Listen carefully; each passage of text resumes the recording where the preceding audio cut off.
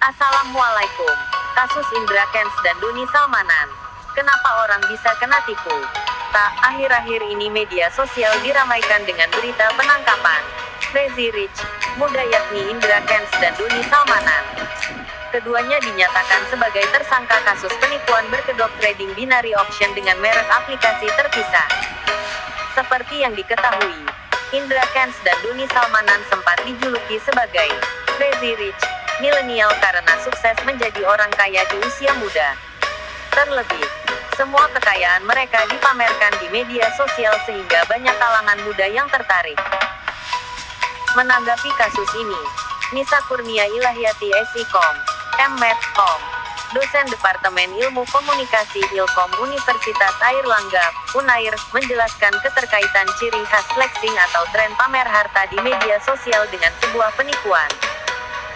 Fenomena penipuan ini sudah ada sejak manusia mengerti cara memenuhi kebutuhan hidup secepat mungkin.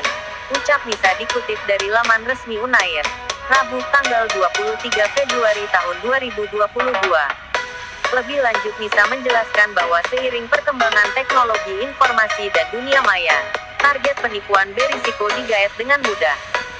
Sebab, media sosial mengizinkan penggunanya untuk menjadi siapapun yang ia mau, termasuk menjadi seseorang yang, tampaknya, kaya raya. Pada saat kita berinteraksi di dunia maya, kita secara tidak sadar mencari kesamaan, mengidentifikasi. Misalnya kita lihat mana orang-orang yang kita anggap berhasil. Jika ingin menjadi seperti itu, maka aku harus meniru apa yang orang itu lakukan. Jelas Nisa. Menipu korban via konten pamer harta. Dosen yang secara spesifik menggeluti studi media dan budaya tersebut juga menekankan, penipuan semacam itu dilakukan dengan eksposur berkelanjutan terhadap tema konten senada. Dalam diskursus ilmu komunikasi, Nisa mengatakan, hal ini disebut sebagai simbol. Simbol tersebut hadir dalam konten pelaku yang tersebar di media sosial. Lewat media sosial tersebut, penipu mengisyaratkan bahwa semua orang bisa cepat kaya dan sukses dalam waktu singkat. Kalau kita dengar berkali-kali dan kita terima simbol yang sama secara terus-menerus, maka sesuatu tersebut akan menjadi kebenaran, terangnya. Dalam kasus Indra dan Doni, sambungnya, hal ini bisa dilihat dari kanal YouTube keduanya. YouTube Indra Kents, misalnya, penuh dengan tips menghasilkan pemasukan besar dalam waktu singkat dengan trading. Begitu pula akun TikToknya yang penuh konten pamer barang-barang dengan harga selangit. Idenya serupa dengan konten pada kanal YouTube Doni Salmanan, menunjukkan aksi kedermawanan. Dosen Unair ini juga menerangkan, selain pamer outfit dan merek tunggangan, aksi kedermawanan juga populer. Aksi ini bahkan sempat viral dan berseliweran di media sosial. Hal ini, dikatakan Nisa, bertujuan untuk menyampaikan pesan bahwa mereka tidak hanya kaya, tapi juga berhati malaikat. Padahal, persona di media sosial itu hanya persona palsu yang mudah sekali diciptakan, tegasnya.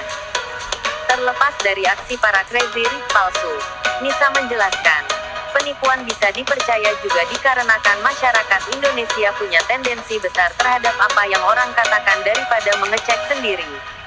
Hal ini menjelaskan mengapa banyak orang luluh pada tampilan berkilau penipu investasi bodong ini.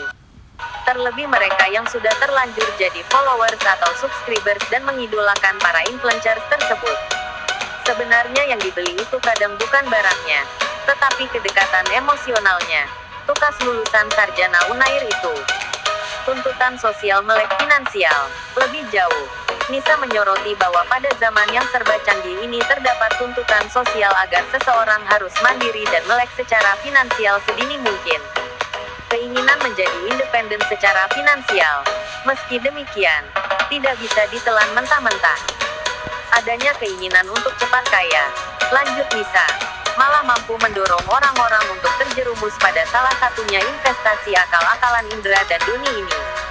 Kalau ada sesuatu yang too good to be true terlalu sempurna untuk jadi nyata, biasanya begitu. Pasti ada sesuatu di balik itu semua.